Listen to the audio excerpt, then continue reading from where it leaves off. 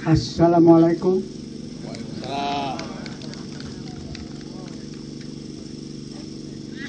Ramai kan nih? Belakang langsung tak nampak saya. Maklumlah orang tua. Tapi alhamdulillah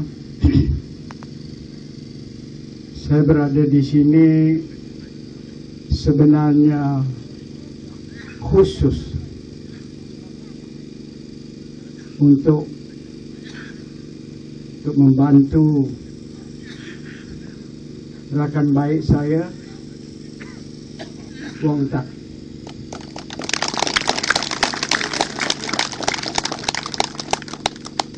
Waktu di Belut tadi, di kampung, saya sempat jumpa dua orang pemimpin PAS yang veteran. Uzur dua-duanya. Saya bisikkan kepadanya bahwasanya saya datang ini untuk memperkenalkan seorang calon yang selama ini sebenarnya sudah berjuang, dan saya minta dia restu, dan dua pemimpin yang besar, tapi uzur itu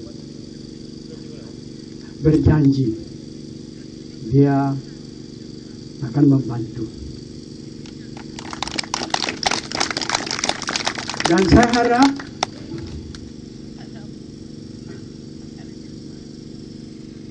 tuan-tuan sekalian juga akan membantu. Akan bersediakah tuan-tuan untuk membantu? Ya. Betul kan nih? Betul. Ini yang bertanya, ini itu orang tua nih. Jawabnya itu mesti muda. Yang bertanya tua, yang jawabnya mesti muda. Betul ya? Saya amat tertarik dengan ucapan-ucapan yang saya dengar tadi. Saya kira dengan fakta-fakta yang diberikan, tidak ada sebab lagi kita tidak menyokong sebuah kerajaan yang telah pun memerintah selama 5 dekad. Dan kita lihat saja soal Felda. Telah dijelaskan tadi bahwasanya bagaimana nampaknya di luar agak cantik, dan bagaimana kelompok tertentu di Felda itu sendiri memakan anak buahnya. Apa yang dijanjikan untuk satu kebahagiaan berakhir dengan hutang. Apakah ini yang kita hendak? Ada jawaban? Apakah ini yang kita hendak? Kalau kita tidak hendak, inilah orangnya.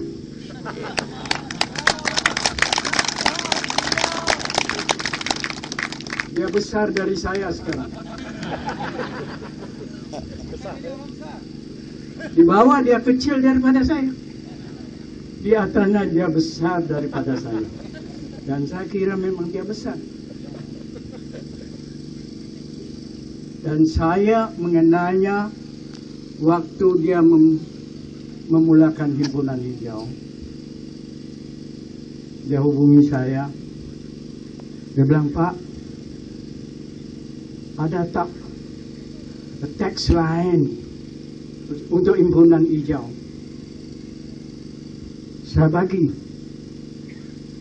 Itu jam juga saya bagi, saya kata, langkah lestari. Dia menggunakan itu. Dan dengan langkah lestari itu, dia sempat mengadakan beberapa tindakan yang bersejarah. kita adakan demonstrasi aman sebenarnya di Kuantan. Tidak tersangka beribu yang datang. Dan dia sendiri juga mengadakan langkahnya sendiri untuk berjalan, menyatakan sesuatu yang tidak disenangi. Berjalan demikian jauh, dan perjalanan itulah menjadi mitos baginya sekarang. Dan orang seperti inilah yang kita inginkan.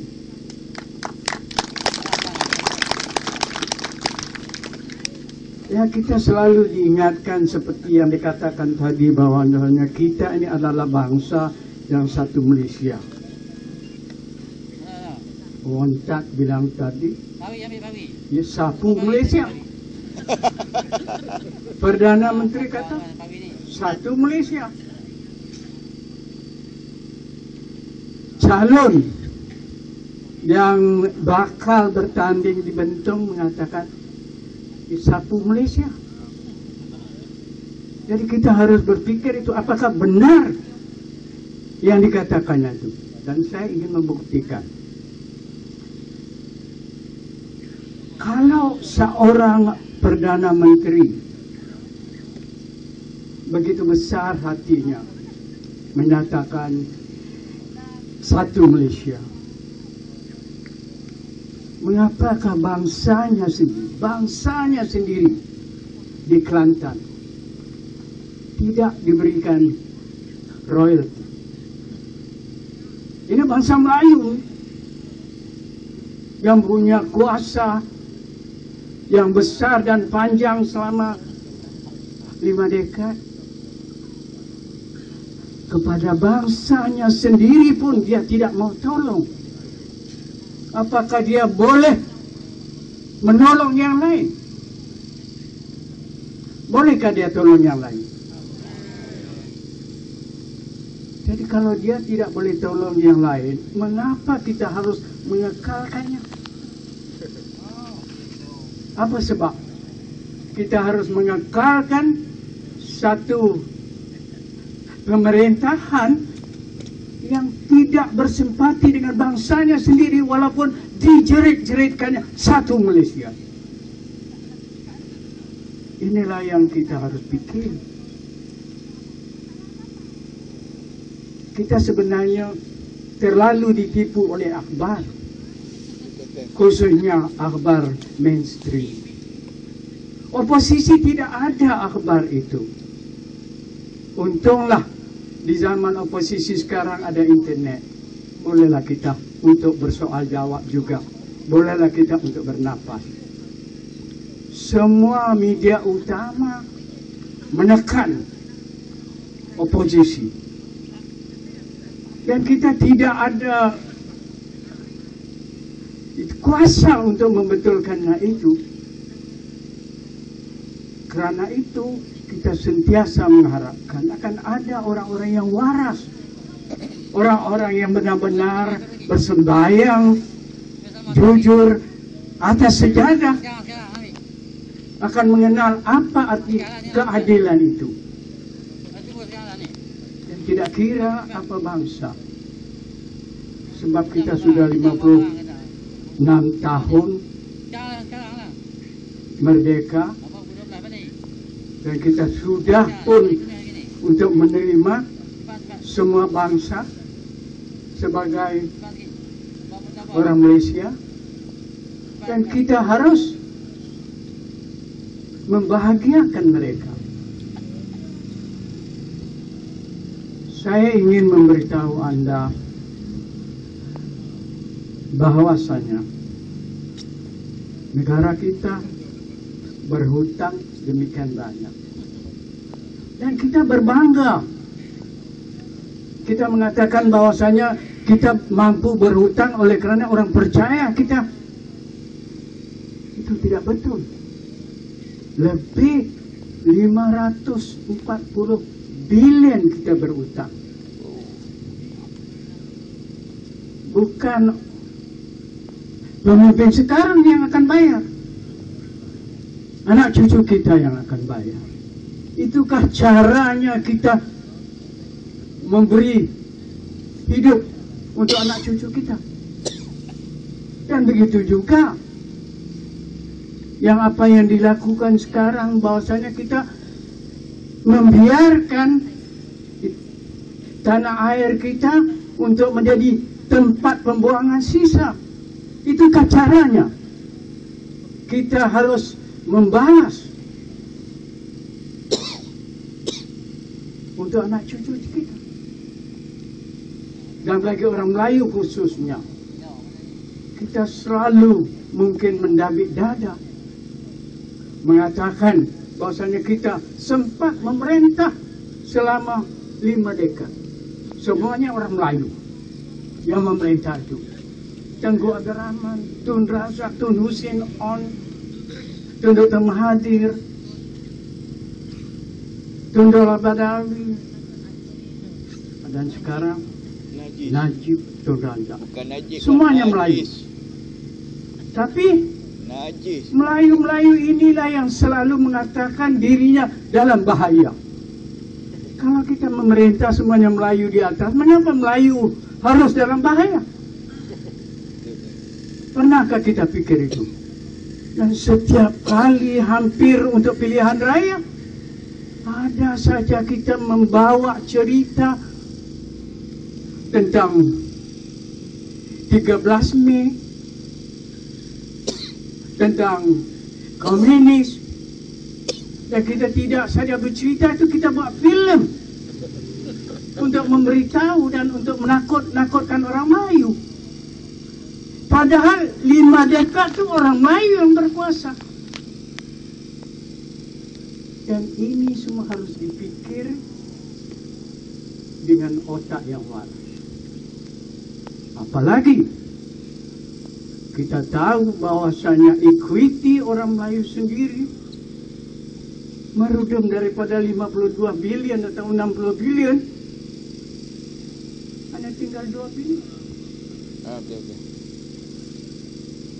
Dan kita harus bertanya, mengapakah kita harus membiarkan pemimpin seperti ini untuk dilanjutkan kuasanya? Maka itu,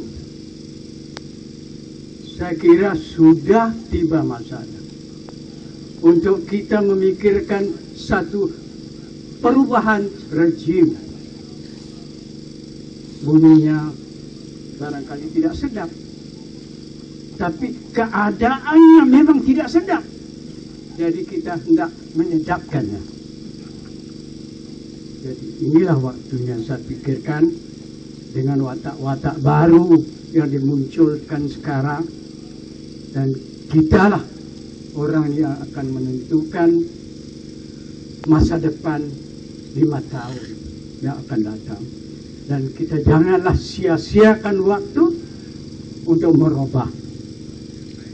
Sebab kalau tidak, akan beginilah kita sentiasa dipermalukan oleh pemimpin-pemimpin yang bangsawan. Kita tidak pernah ada pemimpin dari bawah, semua dari atas. Sudah tiba masanya kita mengadakan atau mewujudkan pemimpin yang dari bawah, yang lebih mengenal kita.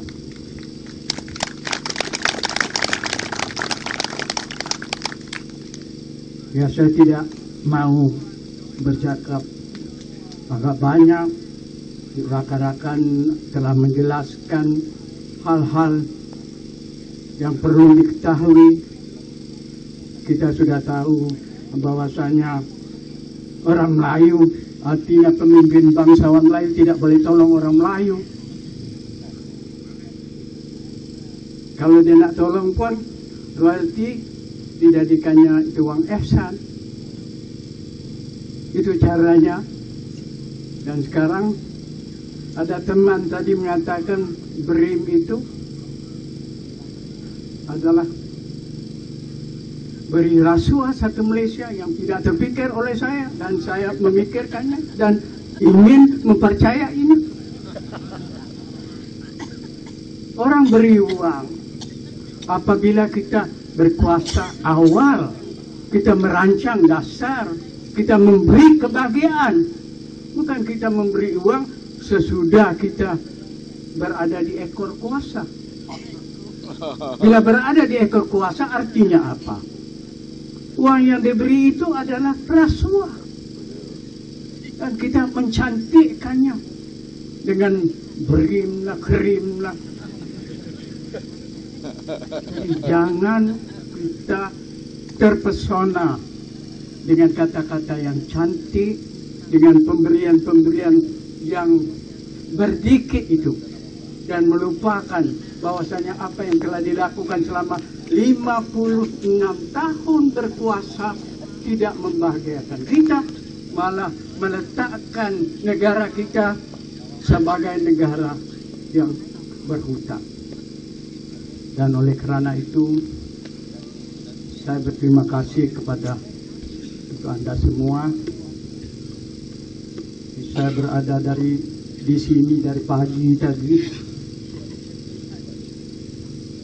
berjumpa dengan orang, berjamaah sampai malam ini juga insya Allah saya akan pulang sebab besok ada lagi hal-hal yang lain. Saya cuma mengharapkan bahwasanya kali ini cobalah, kalau tidak nak selalu pun, kali ini cobalah merubah rejim. Takbir. Allahu Akbar.